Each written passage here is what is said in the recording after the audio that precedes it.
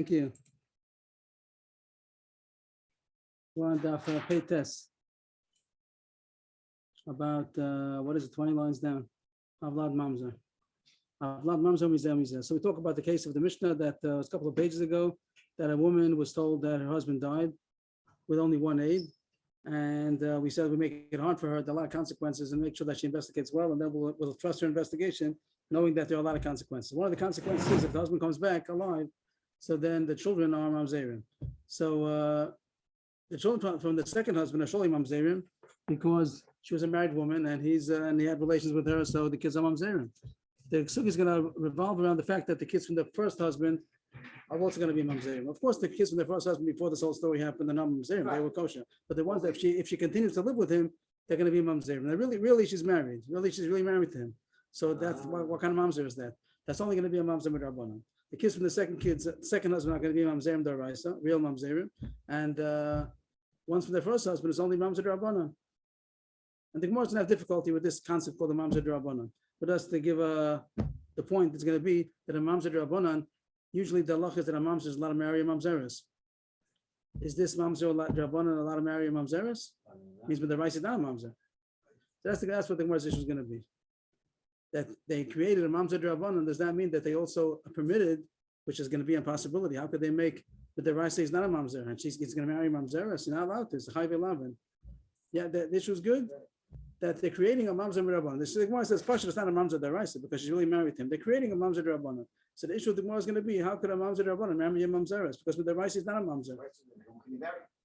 So you're right. He wouldn't be able. That would be a problem. But that's the Gemara's question. He'd be allowed to marry a gioris because the gioris is allowed to marry a kosher and also a mamzer. There is a way to marry, but does the Mishnah mean when he's a maid of a mamzer rabbanon? Does that mean that he can marry mamzeres? That's what the sugya is revolving around. But it's going to take a long time till we get there.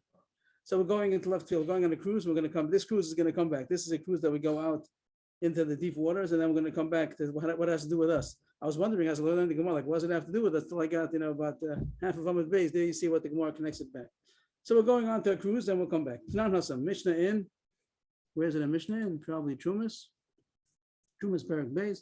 So it says, "Ein tomim and atamei ala Torah." You're not allowed to take off truma from tummy produce that should be truma for Torah produce. Means the guy has Torah produce and really should take off truma from the Torah and give it to the Kohen. But he wants to save money, this guy. So he has some tummy produce. He'll take off truma from the tummy on the Torah and he'll give the tummy truma to the Kohen. What could the Kohen do with truma tmeya? He could use it for fuel, he could burn it, but it's not worth too much. And he has, let's say, chitim, he has wheat, whenever something, or oil that's usable. He doesn't want to give truma from the usable. So he's going to give truma from the unusable. And so he wants to gain on it. So is that good or not? You're not supposed to. It says you're not supposed to. You're not supposed to take truma from tamei on Torah. Tamei on tamei, Torah on Torah. What if he did? So it says it was b'shogi go b'meizid. If it's b'shogi, he didn't realize what he's doing. Then truma said truma. Then it's fine. But b'meizid loss of a loklum. If he did it intentionally, he knew that you're not supposed to. He knew that this is tamei, this is Torah. You're not supposed to do that.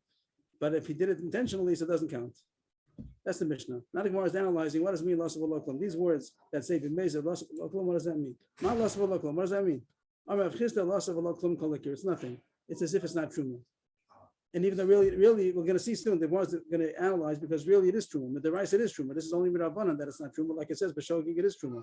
So with the rice, it is truma, and we're saying it's not truma. And what does it mean? It's even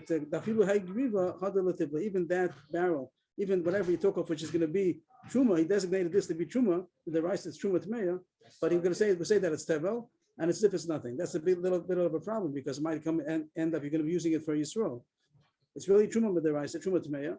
And he should burn it, but now it's going to end up that it's going to be tevel. He might have to take a truma from a different part of the whole bushel, and it's going to come out that this is going to be chulin. He's taking something which is with the rice truma. That's going to be, the one might be talking about that. That Rav Nassim Bar Rashai Omar v'lo asa v'lo klum the takein es hashirayim abol truma havi. Rav Nassim Bar Rashai, this says it means when it says lo asa v'lo klum, it just means that it doesn't help the chulin. It means the shirayim means the leftover, which is considered chulin. Whenever you take off truma, so it's considered, well, first you have tevel, then you took off some of it to be truma. So there's truma and shirayim. Shirayim is the chulin that's left over. So he's saying here it's only the chumah, it's not a kula. It's just saying that it's not truma as far as the chulin is not considered chulin. That's considered tevel again. It doesn't fix up the leftovers, but it doesn't mean that this thing is going to be considered tevel again. The actual truma that you took apart, that's truma. You have a chumrah that you have to take a truma again for the rest of it, but it doesn't mean that this thing is not truma. The truth is we could skip here a lot. If you want to get to the point, we could skip here. I'll do it for a second. We'll come back in right away. The parentheses goes on and on and on until I'm at base, in the middle of the page, and that's where the Gemara is going to get to the point and say, according to Rav Chisda, that it's nothing. How could that be? How could it be that you take something which is with the rice of truma?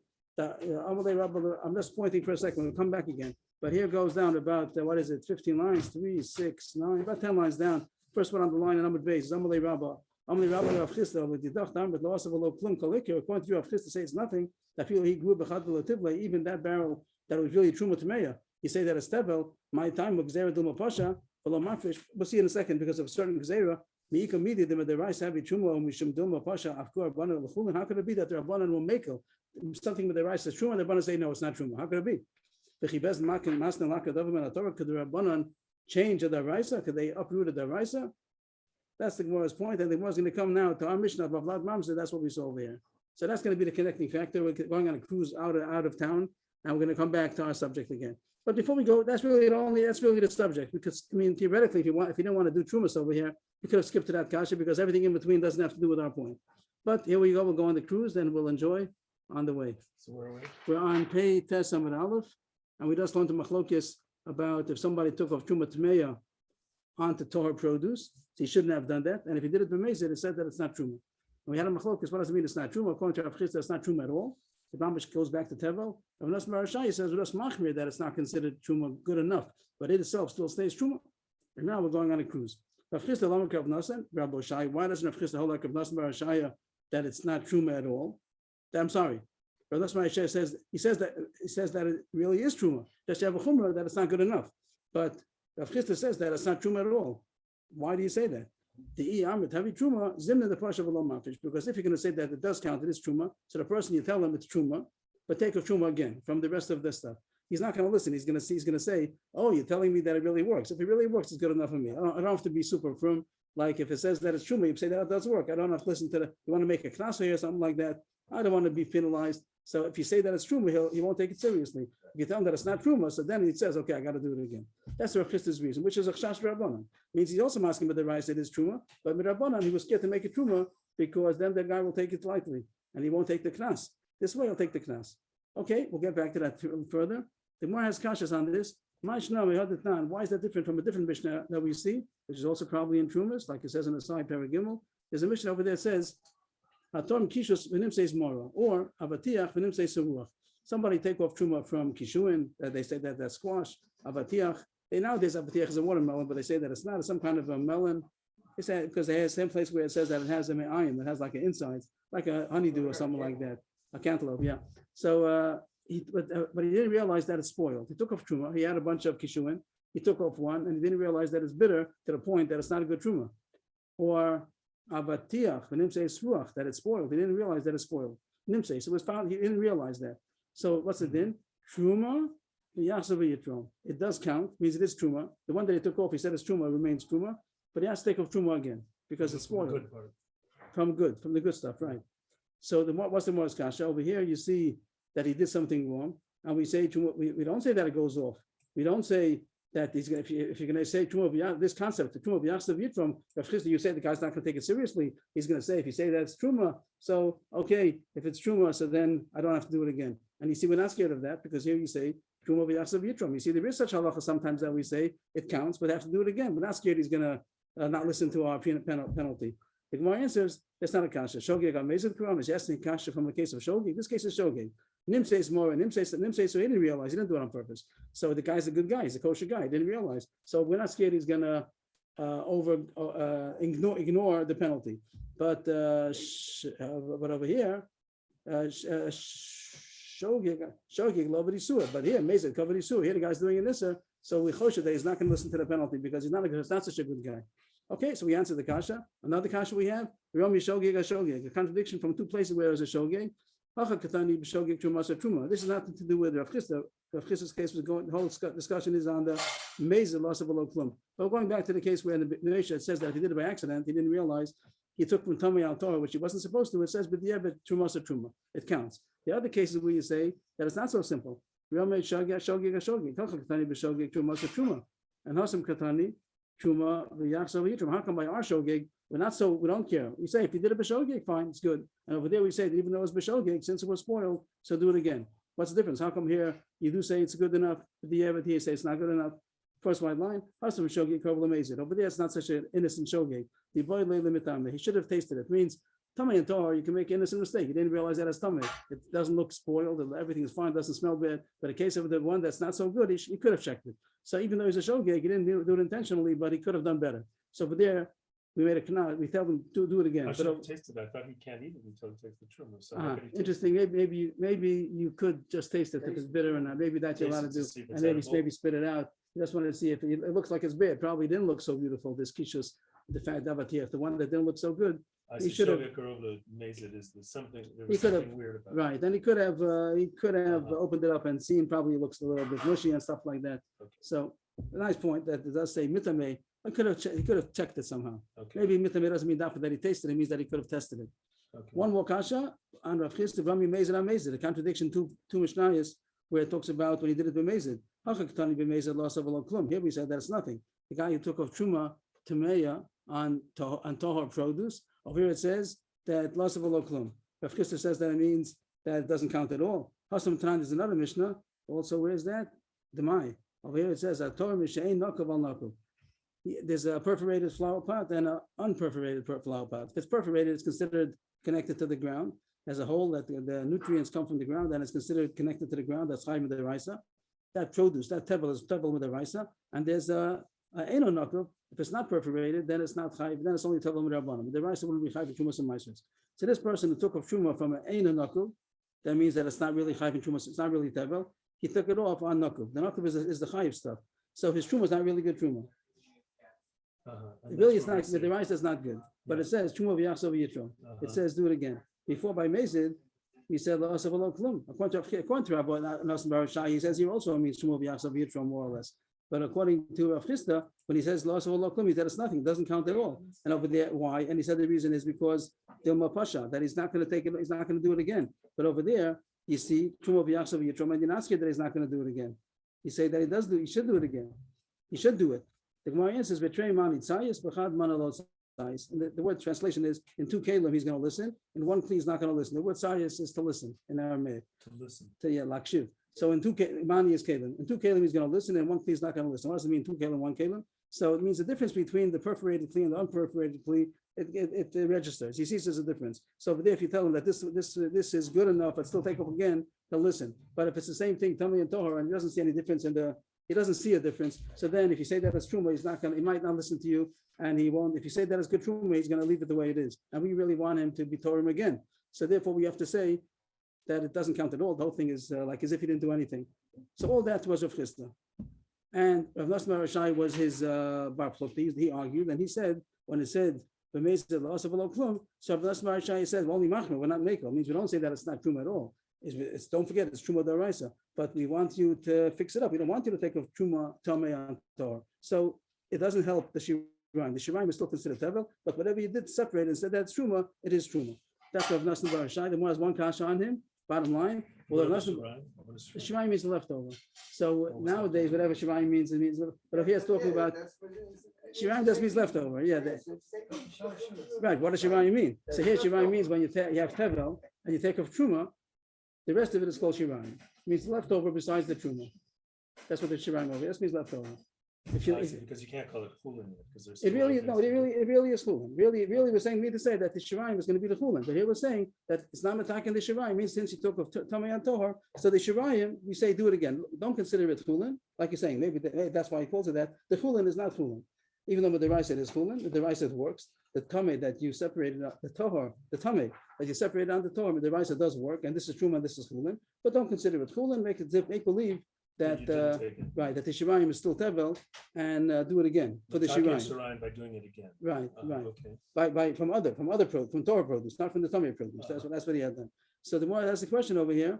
Who have nasan bar rishayim dam Allah savol klum takin shiraim about truma havi. He says that it just doesn't help the leftovers, but it itself remains truma tameya.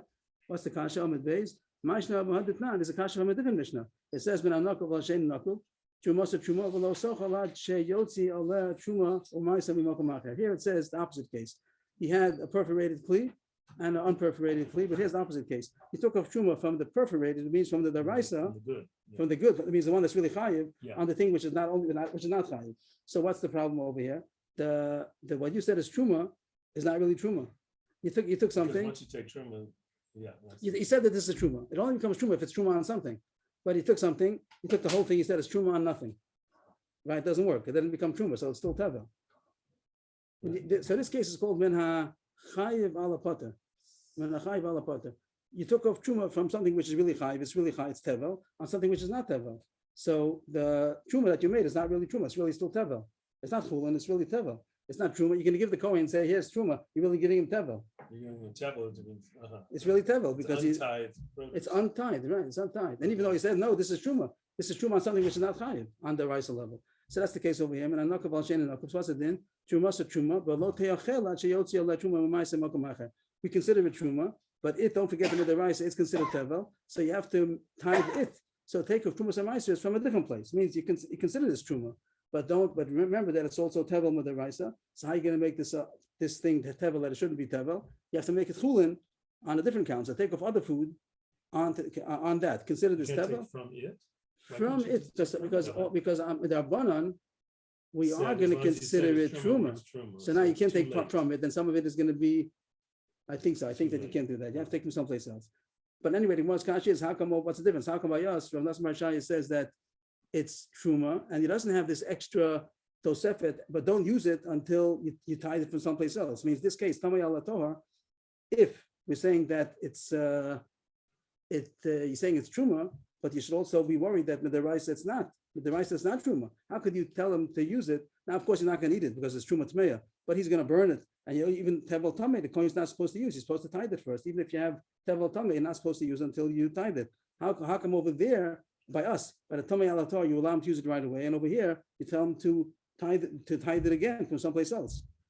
The Gemara answers, "Shani Yachad the Midiraisa Truma Malisa." Here is better because with the Raisa, when you take Tomei Alatar, with the Raisa it is good. You're not. We don't want you to do it, but it is good. The case of the Nokav Al Shein and Nokav over there, with the Raisa, this thing that you called Truma is not really Truma because the thing which is not Nokav, the unperforated flower pot, is not Chayv and all. So when you said that this is Truma on that, it's not. But here, when you said Tomei Alatar, with the Raisa, it does count. Rabbi Eloi said to the Raisa does take effect. How do you know? Because here it does calls it. What's wrong with Tomei Alatar? All that's wrong with it is it's like Ra Yafa. You have like a downgraded thing, something which is grade C onto grade A. So that's the same thing as Truma Tmeya, that you're going to have to only burn it to use it for fuel. You can't eat it. That's the problem that is called Malai Ra Yafa. So it says if you took Truma from something of a low grade onto a high grade, high quality, with the rice it is good enough. So therefore, with the rice, it is truma. So we're not so worried. We don't have to make sure they should take truma again on this because this is really with the rice of truma. How do you know? The Gemara is joshing that it means that if you take off the best, the bechel means the good. So do it in a way that you shouldn't get an avera. And the Gemara means to say that if you're going to do it, if you're not going to take the good, you're not going to take chelbo, you're not going to take the good, then it's going to be avera. But the main kadosh is siyas chet lama. If it doesn't count, if he didn't do anything, so it shouldn't be called an avera. He didn't do anything. If the halacha would be that when you take bad on good, it doesn't count, so it's not called an avera. It's just called that it doesn't count. It must be that it does count, but it's not the best way to do it. So it's called an avera. So do it in a way that it shouldn't be an avera. Anyway, this is the drash that he says we can. From here we could derive that if someone did it, that it does work. So all the parentheses is finished. And we learned some side issues, some other Mishnahs, how to reconcile about 4 Mishnahs together with this Mishnah. But all we wanted back is really the beginning. For our purposes, we didn't need all that. Of course, everything we need, but for our purposes, we didn't need all that. We just needed back to the Mishnah. The Mishnah says, Ein Tomim and Atar ala Tomei. And if he did it b'mezid, loss of a lo klum. And if Chisda says that it doesn't count at all. And the whole thing, the whole Truma that he called Truma, is as if he didn't do anything, and we tell him that it's Tevel. And that's the Gemara's Kasha now. About 10 lines down in Amud Beis. First one on the line is Amalei. Amalei Rabbalei Achizda Lididach the Amid also Velo Klum Kalikir Tafilo He Griva Hevet Adel Lativle my timer Zeradilma Pasha Velo Mafish. That's all you said. It means if Rabbi asked Rav Chisda, you say that when it says Loss of Velo Klum, it means completely as if he did nothing. even the barrel, the griva, the barrel of truma becomes tevel. And how come you say that? Because you're scared that someone, if you're going to say that it's truma, the person's not going to listen. He's not going to be mafish the second time. But what are you saying? With the rice, it's truma. And with Rabbanan, you say that it's tevel. But with the rice, it's truma. How could you do that? You can meet with the rice every truma. Is there such a thing that with the rice is truma and the Rabbanan, because of some chashash that they have, they made that it should be considered chulin, which means like tevel over here. And again, he'll be mafish again because it's, but it's just going to be chulin. The rice is truma. How could you do such a thing? The chibezdin master and lakadavam and Torah could bezdin make a condition to uproot something that's the law. Means the Rabbanan always the whole shas they only make chumras. They don't make kulas. They can't make a leniency on what the Torah says. And here with the rice is truma, and they're saying it's not truma. How they can do such a thing? That was Rabbi told Rav Chisda. So Rav Chisda told him back from our Mishnah. And now we can go a little bit slower. Amalei. And Rav Chisda told Rabbi, you don't think that Rabbanan can uproot the Raisa? But in our Mishnah, the case where the woman, she got married with the Eid Echad, and her husband came back, and we said that the children are mamzerim from both husbands. The second one, we understand the kids of the second one are mamzerim because she's real married to the first husband, and she had relations with this man that he's not married to. So sure, the kids are mamzerim. Elamei Rishon amai. How come it's going to the kid? If she stays with the first husband, the kids are mamzerim. Ishto, it's really his wife with the Raisa. He's Yisrael Maliu. The kid is really a regular kosher Yisrael. And you're going to say that he's a mamzer because Shemina Levin mamzeres. By saying he's a mamzer, that sounds like you're also permitting him to marry mamzeres, like he's official mamzer. He gets a mamzer certificate, so then he's not a marrying mamzeres. But with the Raisa, he's a kosher Jew. So how could the Rabbanan have done that? It must be. What does Rav Chisda want to show? That there is such a thing as Bezdin Nas and Lakadav Torah, that the Rabbanan have a power. That's what Rav Chisda wanted to prove from our Mishnah. Means if we take the Gemara short, we would have rearranged the Gemara. We'd start off. The Mishnah says that the kid is a mamzer from the first husband also, and the kasha is with the rice is a kosher Yisrael. How could the Rabbanan have made a mamzer Rabbanan and allow him to marry a mamzeres? And the answer is going to be because Bezdin Mas and Lakadav Torah, that the Rabbanan could have uprooted the Raisa. And that's what the sugi we're talking about. Is that so? Rav Chisda said yes, and Rabbi is questioning it. So Rabbi says no, that's not a good proof. That doesn't mean he's a mamzer who's allowed to marry a mamzeres. He's a mamzer who's not allowed to marry a mamzeres. So Moshe asked me before, so who's he going to marry? We said a gioris. Then because a mamzer is allowed to marry a gioris, and a kosher Jew can marry a gioris. So the Mishnah doesn't mean to say that he has the leniencies of a mamzer. He has only the stringencies of a mamzer. So there's no proof. Ein bezdin lakadav Torah. And if Chisda now he's under the fence. Is there such a thing? He understood there was such a concept, and that's why he said that the truma deraisa we could treat it as tevel. The Rabbanan could uproot the deraisa. So he's under the fence now. Is that true or not? So Shmuel and Rav Yochanan, both of them said that he's not allowed to marry mamzeres. Amad korelei mamzer lo yosef b'bas Yisrael. We just mean that he's not allowed to marry bas Yisrael. He's a mamzer midrabanan lechumra, but not that he's a mamzer lekula. The Gemara continues on the subject, so we're going to leave our Mishnah for a while. About we just wanted it for this one point that you see from here that yesh koach lakadav min Torah. But now we're going on to other subjects about lakadav min Torah. But we'll come back eventually to our Mishnah, I guess. Then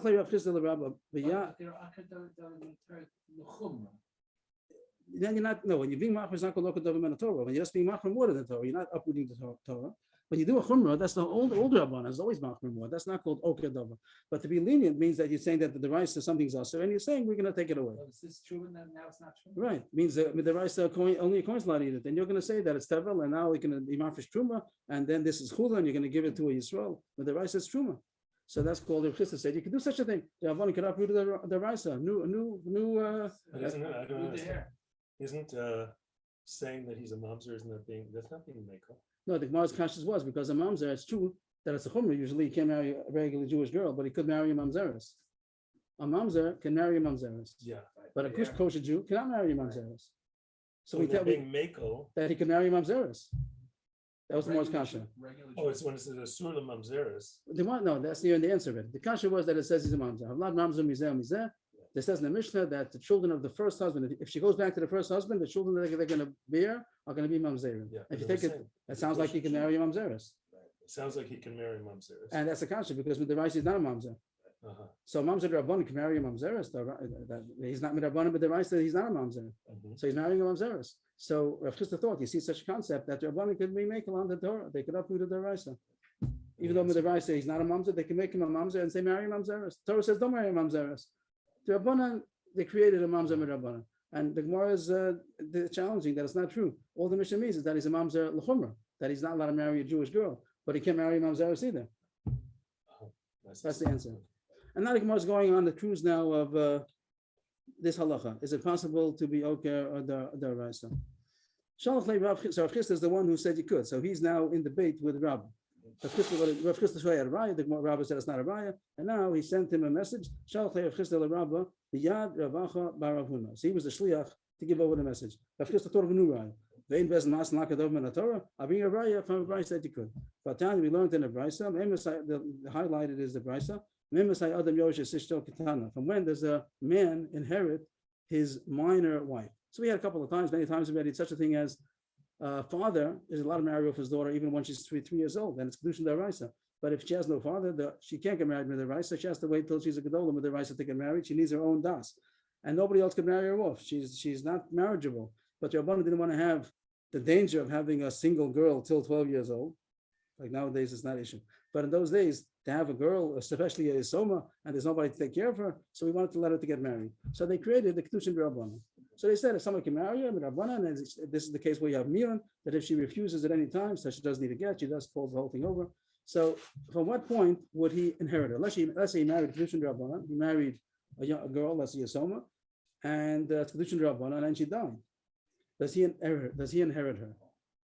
With the rights, he's not married to her. When Rabbanan is married to her, does he inherit her? So Bishama Yomer Mishatam. She's still a katana. She has. Oh, how does she have any? Who died? If she has, she died. She died. If she has property, how does she have property? She can. Her father died. So she has property, and now she died. Does the husband inherit her? Bishama Yomer Mishatam would become asa only once she's full height, which means that she became a gedola.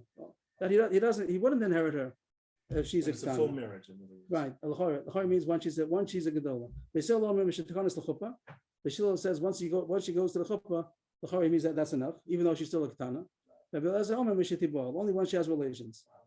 When she goes to the chuppah would be when the father married her, right? No, the father didn't marry her. The father, the marriage was after the father died, and the brother and the mother married her to Kedushin Rabbanan.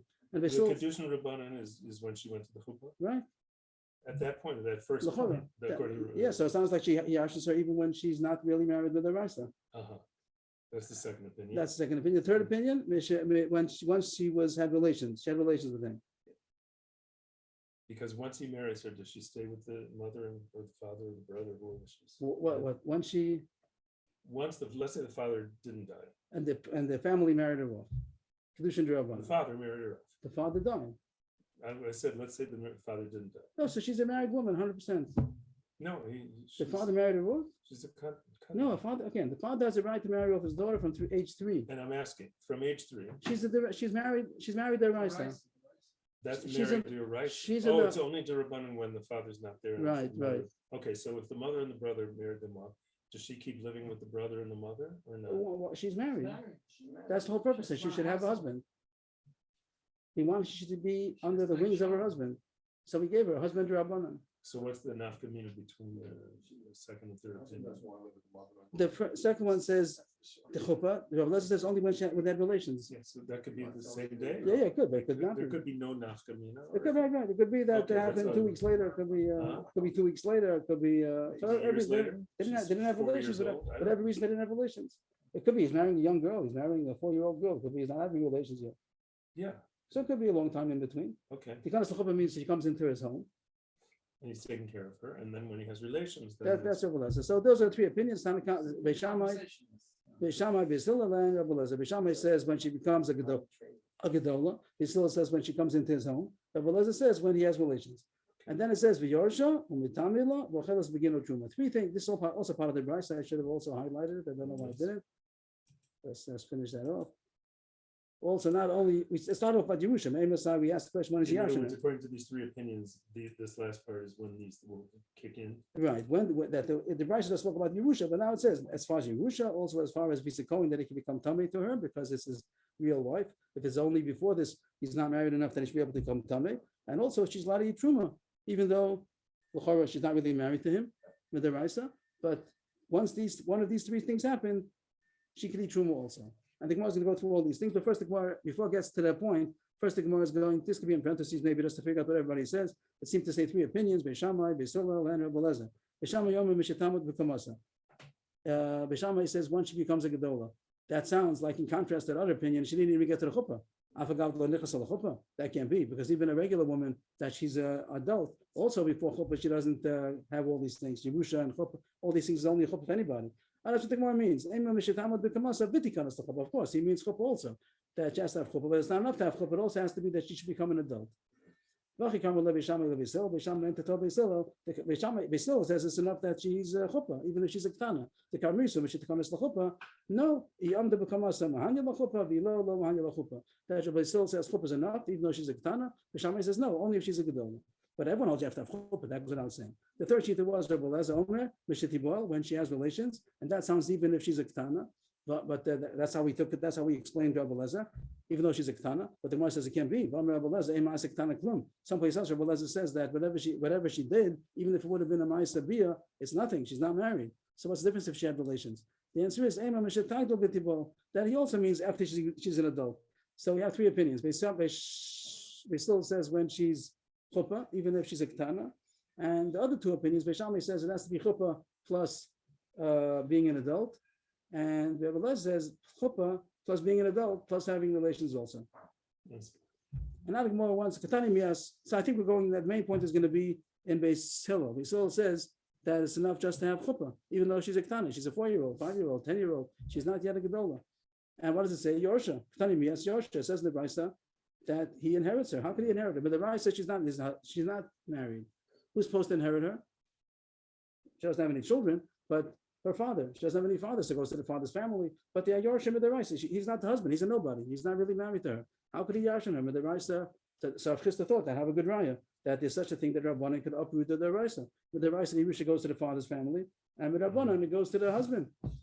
With the Raisa, who are Yaroslam, with Rabbanan Yaroslabal. On the Raisa, the father. There's no father over here, but it means the father's family is going to Yarshim her. Either her brother or Her brother. No, not the mother. The mother doesn't get Yerusha, So but the I mean brother, the brother, right? Or if not, then the uncle goes further and stays in the father's family. Yeah. So Rabbanan is a Yaris Labal. How could that be? Isn't that a right to me? That the Rabbanan could uproot the Raisa? No, Hefker Bezin Haya Hefker. That's a different thing. Money issues doesn't show anything because Bezin has the right to disown property. They have a right to do that. So they're not in collision with the Daraisa. Because once they change the ownership, so then they can do that. It means on an Isur, they can't change Isurim, but if it's a money matter, so they could confiscate money and give it to whoever they want to. So here they took the money of the Yerusha as if they said, we're taking it away. With this owning really belongs to the father's family. But the Chachamim have a right to confiscate it and give it to whoever they want to. So it doesn't. They have a way of moving money around without interfering with the Torah law. Hefker doesn't Hefker doesn't Hefker. Dami Rabbi Yitzchak Menayin have. Shef. Is that called, I don't want to say in the real estate area, but eminent domain, so to say? I don't know what that means. Financial eminent domain. I'm ignorant. What does it mean? Eminent domain, domain, the government, the ruling authority really has Jurisdiction. Jurisdiction on all land. That's it. Okay. Bezin has jurisdiction over everything. So that's what they did over here. They took it away from the father's family, who really belongs to, and they gave it to his husband. How do you know that? But this is all the pasuk over here. Maybe we'll highlight the pasuk to show what we're reading over here. That's too much. Try again. Yep.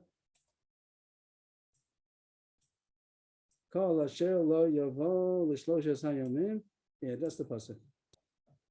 Over there, they made an emergency meeting. I think it was because they had the Goyish wives over there. So Ezra came and he made an emergency meeting. Whoever doesn't come within 3 days, but came in, like the elders and the officers decided. All of his estate is going to be confiscated, and he's going to be separated from the Kehillah of the Gola that came to Eretz Yisrael. So anyway, what do you see? That Bezin has the right to do that. They had such a power to do that. Rabbi Lezer has a different Russia to know Hefker Bezin Hefker. Eilan Chalos Asher Nichalu. Where's this pasuk over here? In Yoshua. Eilan Chalos Asher Nichalu Alazar Kohen Yeshua Benun Vasher Avos Matos Bnei Israel. That's the pasuk. Just to highlight that pasuk. These are the Nachalos that Alazar Kohen and Yeshua gave out to the Shvatim. It says the Elazar and Yeshua and the Rashi Ha'avos, the Matos, Bnei Israel, and the fathers of the heads of the fathers, heads of the families of the Shvatim. And it says here Roshei Avos. So that's the interesting thing. Roshei Avos. You can say Avos and you can say Russian. What's Roshei Avos? Why does it go together? Usually Russia means like the leaders, and Avos is the fathers. The same way a father has a right to bequeath, he not a right, he bequeaths his estate. So too, the heads, the leaders, they also have a right to bequeath. So they could arrange Yerusha also, which is another source to say Hefker doesn't have to.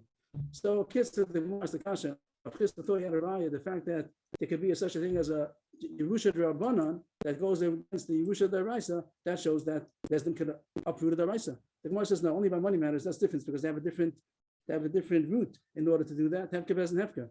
That's the right to do. But if it's not going to be Hefker Bezdin Hefker, they can't. So our case, let's say a mamzer, they can't invent that you allow a mamzer, a person who's a kosher Jew could marry mamzeres. That can't be. The Gemara is another kasha because it says in the Brisa, it said three things. The Gemara is going to attack all three, or bring a proof from it. It says Yorsha, or Mitamila, Vachelas Begin or Truma, that this husband Rabbanan inherits her, and also could be Mitami if he's a Kohen, and she could eat Truma. So we took care of the first one. Yorsha we took care of because Yerusha Hefker Bez Hefker. But how about the other two? Mitamila, Vachelas Begin or Truma. How could the Rabbanan invent a Kohen, a wife to be able to, that the Kohen could be Mitami? But the Rai says she's not a wife. That's the most kasha now. Well, Mitamila v'achad Midraisa v'yeh Mitamila Midrabanan Mitamila Baal. Midraisa she's not married, and we're going to say Midrabanan the husband could be Mitami to her if he's a Kohen. Midraisa says he's not related to her at all. How could he be Mitami to her? The answer is Mishum Davila Meis Mitzvah. The reason why Midraisa is okay because since we took away the obligation of burying her from the rest of the family, and it's he's the one who's going to bury her. He's the only one who could bury her now. So it becomes now that she's called a Meis Mitzvah. So a Kohen is allowed to be Mitami to a Meis Mitzvah. It's true. The Rai says she's not a relative, but she is a Meis Mitzvah. We orchestrated that she should be a Meis Mitzvah, that he's allowed now to come in Mitami. The Gemara says that called a Meis Mitzvah. We have a Meis Mitzvah. Vatanya is it? What?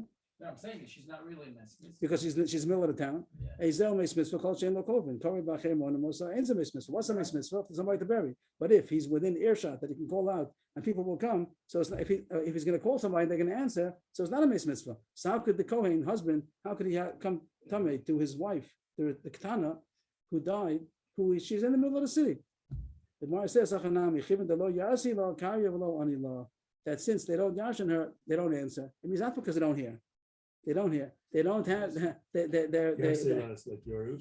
not going to answer because they don't get Yerusha. If they took it, the person that has the Yerusha, they're the ones who are going to take care of the burial. But if you took away the Yerusha, so then he calls out, bury her. They don't hear anything. But what? They don't hear. Why don't they hear? Because they have no money. So by giving him the money, so now they created that they orchestrated that she's a Meis Mitzvah. So now the husband Kohen, who's really not the husband, but the Kohen, he could bury her because nobody else is burying her. Yarsi here, there's like Yerush. Yeah, always in Aramaic, the shin becomes a tough. Yeah. And one more line, top line. The third kasha was that she's Ladi Truma. But the Rashi is not married to her, and he's a Kohen, but she's not. She's a Bas Yisrael. How could she eat Truma? Truma. The answer is for Truma Drabanan. She only could eat Truma Drabanan. This wife of the Kohen on the Drabanan level could only eat Truma Drabanan because with the Rashi she's not an Ish Kohen. Adkan. That's what the vegetables. Yeah, something like that. Yeah, or from Atzat Sheninakov, I think that Atzat Snaku, Atzat Sheninakov. So far, what is our sugya? Our sugya is very short tonight. That the Kasha says the Mishnah of Vlad Mamzer, and the question sounds like the Vlad Mamzer means you can marry Mamzeres. I mean, the Rashi is not a Mamzer from the first husband. So that was the Kasha. And just go back one more step. That was a woman got married because she heard that her husband died with an Eirechad, and she got married, and the husband came back. Right. And it says if she stays with her first husband, the kid's going to be a Mamzer. Right. And how could that be? She's really married to him. So the Rai says not. You might have money, you want to stop it, okay? But you can't say it's a mamzer. Mamzer means that he's going to marry mamzeres. So the answer that's what Chisda held. Chisda held that she could marry mamzer. She could marry a mamzeres because Rabbanan uprooted the din the rice and made him into a mamzer. And Rabbi is challenging that, no such thing. And he brought from Shmuel and from Rabbi Yochanan that say that he cannot marry mamzeres. Just the chumrah. He's a mamzer l'chumrah, but not a mamzer l'kula. Not that he can marry mamzeres. And then we had a kasha from a brisa that says that the such thing by kedushin drabana, the husband is a husband drabana, and Jerusha mitamila and eating kuma, and husband drabana means by the brisa he's not. So why should he yashner? The husband gets the father gets the Yerusha. How could he be mitamila? He's not a wife of the Kohen. How could she truma? She's not the wife of the Kohen. So my answer is Yerusha because Hefker Bez and Hefker, and Tuma because she's a Meis Mitzvah, and Truma because it's Truma Derabbanan. And so far, rabbis in the wind. There's no proof that they're one could be Yoker or Devar Torah. Thank you, everybody. We have pizza Saderach, so everyone can go to sleep. Right, tomorrow, 11 o'clock.